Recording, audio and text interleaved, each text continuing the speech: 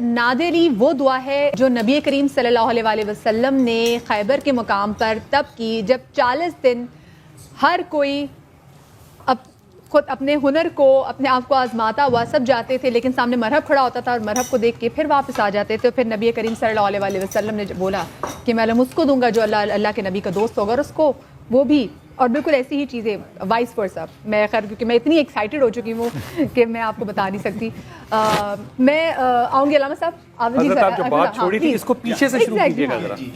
تو میں عرض کر رہا تھا کہ حضور نے یہ ارشاد فرمایا کہ صاحب میں کل جو ہے علم اس شخص کے ہاتھ میں دوں گا کہ جو اللہ اور اس کے رسول کو دوست سکتا ہے اور اللہ اور اس کا رسول اس کو دوست سکتے ہیں۔ تو تمام صحابہ کرام رضوان اللہ تعالیٰ علیہم اجمعین کے ذہنوں میں یہ بات تھی کہ صاحب یہ کاش آج جو ہے یہ علم جو ہے وہ اس کے ہاتھ میں آ جائے، اور سب یہ جانتے تھے کہ حضرت علی کی جو ہے طبیعت ناساز ہے، اور حضرت علی جو ہے وہ آج جو ہے وہ شاید اس جنگ میں جو ہے شریک نہیں ہو پائیں گے۔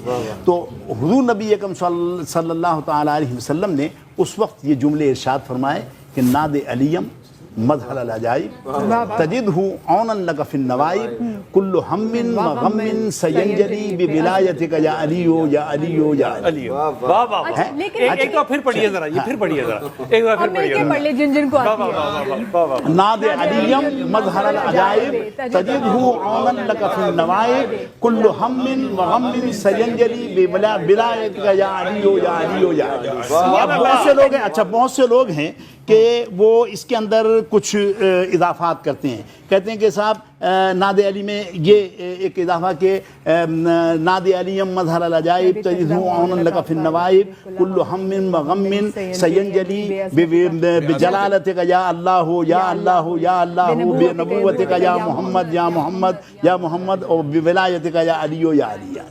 ہمارے استاد علامہ نصر اللہ خان صاحب اللہ تعالیٰ ان کے درجات بلند فرمائے اور جنت الفردوس میں ان کو اعلیٰ مقام عطا فرمائے۔ اچھا وہ بہت محتاط شخصیت تھے۔ دورہ حدیث ہم نے ان کے پاس کیا، اصغر بھائی نے بھی اور میں نے بھی، دونوں نے جو ہے مولانا اصغر صاحب نے اور میں نے، دونوں نے جو ہے دورہ حدیث ان کے پاس کیا۔ وہ جامعہ رضویہ شمس العلوم میں اس وقت دورہ حدیث کروایا کرتے تھے، اور جو طلبہ سن رہے ہوں اگر میری بات کو تو وہ بھی اس کے گواہ ہیں، اور اصغر صاحب تشریف لائیں گے تو انشاءاللہ میں ان سے بھی یہ اس کی تصدیق آپ کو کروا کے دوں گا۔ تو ہم نے جو ہے وہ جب ان سے بات کی، وہ محتاط کتنے تھے کہ محرم کی یکم محرم سے 10 محرم تک وہ سیاہ کپڑے نہیں پہنتے تھے، یعنی جیسے حضرت نے پہنا ہوا ہے چوغا ویسا وہ تھا ان کے پاس، لیکن وہ یکم محرم سے 10 محرم تک نہیں کہتے تھے کہ مشابہت پیدا نہ ہو۔ اب یہ میں آپ کو اس لیے کہہ رہا ہوں، کیا کہہ رہے ہیں آپ یہ اس کو آپ دوبارہ صحیح دوبارہ وضاحت سے فرمائیے۔ یہ وہ محتاط اتنے تھے، کپڑے کالے اس لیے نہیں پہنتے تھے کہ کہیں شیعوں سے مشابہت نہ ہو جائے۔ صحیح۔ اب ایسا آدمی جب ناد علی پڑھے گا، ہم نے ان سے پوچھا کہ صاحب وہ انہوں نے کہا کہ ناد علی پڑھ کے، اچھا ہم سے کہا کہ ناد علی پڑھ کے سناؤ، ہم نے سنائی، اور یہی جو بڑی والی صورت تھی وہ ہم نے سنائی ان کو، جو جس کو بڑی کہا جاتا ہے۔ تو وہ جب سنائی تو علامہ نصر اللہ خان صاحب وہ افغانستان میں جو مجددی صاحب کی حکومت تھی اس کے سپریم کورٹ کے چیف جسٹس بھی رہے، بڑے بہت کیلیبر کے آدمی تھے، اور احادیث پر بڑا اچھا ان کا نظر تھی اور کام کر رہے تھے۔ تو بلکہ احادیث پر یہ ہے کہ بخاری شریف میں جو حدیث ہے ایک صفحے پر جو ہے وہ پوری جتنی بھی سیاہ ستہ میں حدیث ہیں وہ ایک ہی صفحے پر جو ہے جمع کر رہے تھے، یعنی بہت بڑا کام تھا جو 12 صدیوں پہلے ہوا ہے، وہ اس کو جو ہے وہ دوبارہ کر رہے تھے۔ تو وہ انہوں نے کہا کہ صاحب یہ آپ یہ بتاؤ کہ اگر کوئی چابی ہے کسی تالے میں لگانی ہے آپ نے، وہ چابی جو ہے اس کے لیور کے مطابق نہیں ہوگی تالے کے، تو کیا تالا کھل جائے گا؟ ہم نے کہا نہیں کھلے گا بالکل ہے۔ تو انہوں نے کہا کہ یہ جو آپ ناد علی پڑھ کر سنائیے مجھے، یہ ناد علی نہیں ہے۔ ہاں یہ چار کہہ لیں کہ یہ ناد علی نہیں ہے، اور ناد علی وہی ہے کہ ناد علیم بمظہر ناد علیم مظہر العجائب تجدہ عونا لک فی النوائب کل ہم و غم سینجلی بولایتک یا علی یا علی یا علی۔ کہنے لگے یہ ہے یہ، اور جب چابی صحیح لگائیں گے تو تالا کھلے گا۔ آپ پڑھتے رہتے ہیں اور کام آپ کے بنتے نہیں ہیں، وہ اس لیے نہیں بنتے ہیں کہ آپ جو ہے اس کا چابی صحیح نہیں لگا رہے ہیں تالے کی۔ اس کا مطلب علامہ صاحب آپ کی مشکل میں جب بھی نعت علی پڑھی جائے گی تو وہ سنت نبی ادا کی جائے گی. قرآن مجید میں ایک آیت ہے قل رب ادخلنی مدخل صدق واخرجنی مخرج صدق، اے میرے حبیب مجھ سے دعا مانگو. یہ قل کی جو آیات ہیں وہ قرآن میں بہت کم ہیں جہاں سے قل سے شروع ہو رہا ہے، ورنہ تو ہر بات پیغمبر کو اللہ نے کہی اور پیغمبر نے آگے بڑھائی اور تبلیغ کی. مگر کچھ آیات کا آغاز ہو رہا ہے قل کے ذریعے. قل مجھ سے کہو اے میرے حبیب مجھ سے دعا مانگو رب ادخلنی، یا اللہ مجھے ہر کام میں سچائی کے ساتھ داخلہ عطا فرما. رب ادخلنی مدخل صدق واخرجنی مخرج صدق، اور مجھے ہر کام سے سچائی کے ساتھ خارجہ عطا فرما. وجعلنی من لدنک سلطانا نصیرا، اور مجھے اپنی جانب سے مضبوط مددگار عطا فرما. نصیر کہا ہے، نصرت نہیں کہا ہے. جی ناصر اور نصیر میں کیا فرق ہے؟ جی ناصر اور نصیر میں بھی فرق ہے، مگر یہاں پر نصرت اگر سرکار سے کہلوایا گیا ہوتا اللہ نے کہ مجھ سے نصرت مانگو تو سیدھا سیدھا ذہن جاتا کہ کامیابی ہو جاتی، کامیابی اور اللہ کی مدد. لیکن نہیں، اللہ تو اپنی طرف سے نصیر دے، یعنی ایسا مضبوط مددگار دے جو کبھی مدد کرنے سے ہاتھ نہ اٹھائے.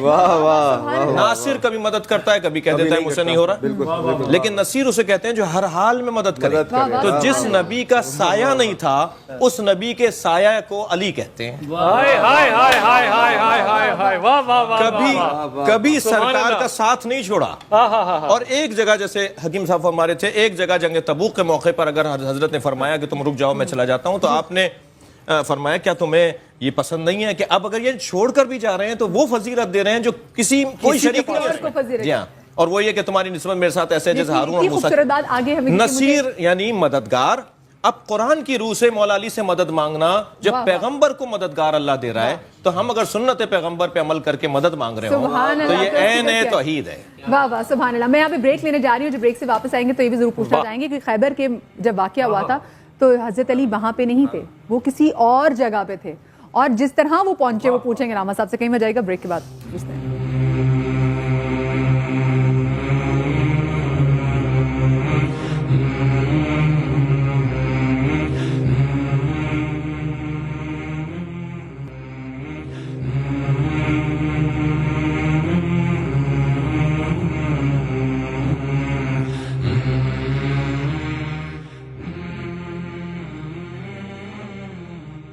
جی بسم اللہ الرحمن الرحیم. بریک کے بعد ایک بار پھر سے خوش آمدید. اور کیونکہ ہم بات کر رہے تھے خیبر کے واقعے کی، لیکن اب وقت ہمارے پاس اتنا کم ہے، ہم چاہتے باتوں کو تھوڑا آگے بڑھائیں کیونکہ فضائل اتنے ہیں، علی کے وصف ہیں اتنے، شمار کون کرے. وہی والی بات ہے کہ ہم اتنا پہنچ ہی نہیں سکتے، اور ہماری محفلیں، ہماری نشست اتنی چھوٹی ہوتی ہے، وقت کی مدت کم ہوتی ہے. کل انشاءاللہ بڑھائیں گے. جی آپ نے جو بات کی اسی کو میں آگے بڑھاتا ہوں کہ لم یرد لأحد من الصحابہ کما ورد فی حق علی ابن ابی طالب. جو فضائل مولا علی علیہ السلام کے بارے میں وارد ہوئے ہیں، کسی صحابہ کے بارے میں، کسی صحابی کے بارے میں اتنے ایک شخصیت کے بارے میں فضائل نہیں آئے. میں صرف ایک واقعے کی طرف، جب سرکار معراج پہ تشریف لے گئے تو آپ نے دیکھا کہ اونٹوں کی ایک قطار ہے جس پہ مال لدھا ہوا ہے، سامان لدھا ہوا ہے، اور اس کا آغاز بھی نہیں دکھائی دے رہا اور اس کا اختتام بھی نظر نہیں آ رہا. آپ نے جبریل سے پوچھا جبریل یہ مال کیا ہے، یہ اونٹ کہاں جا رہے ہیں، ان کی تعداد کتنی ہے، آخر یہ کیا لے جا رہے ہیں. اچھا یہ بھی طے ہے کہ سرکار نے جبریل سے جو پوچھا تو جبریل انہیں پڑھا نہیں رہے تھے، بلکہ وہ ایک روایت بننی تھی جو ہم تک پہنچنی تھی. سرکار نے پوچھا کہ یہ کیا ہے تو حضرت نے فرمایا کہ یا رسول اللہ یہ آپ کی فاطمہ کا جہیز ہے. اللہ اکبر. سرکار نے فرمایا ایک اونٹ رکواؤ اور اس میں سے مال دیکھو کہ اس میں کیا ہے. میری فاطمہ کا جہیز کیا ہے؟ توجہ چاہوں گا، میری فاطمہ کا جہیز کیا ہے؟ ایک اونٹ بٹھوایا گیا، ایک پہ سے مال اتروا کے جب اسے کھولا گیا تو اس میں 1000 کتابیں تھیں اور ہر کتاب میں علی کے 1000 فضائل لکھے. اللہ اکبر. کا تمہاری فاطمہ کا جہیز ہی یہ ہے کہ علی کے اتنے فضائل ہیں. یہ فاطمہ کا جہیز.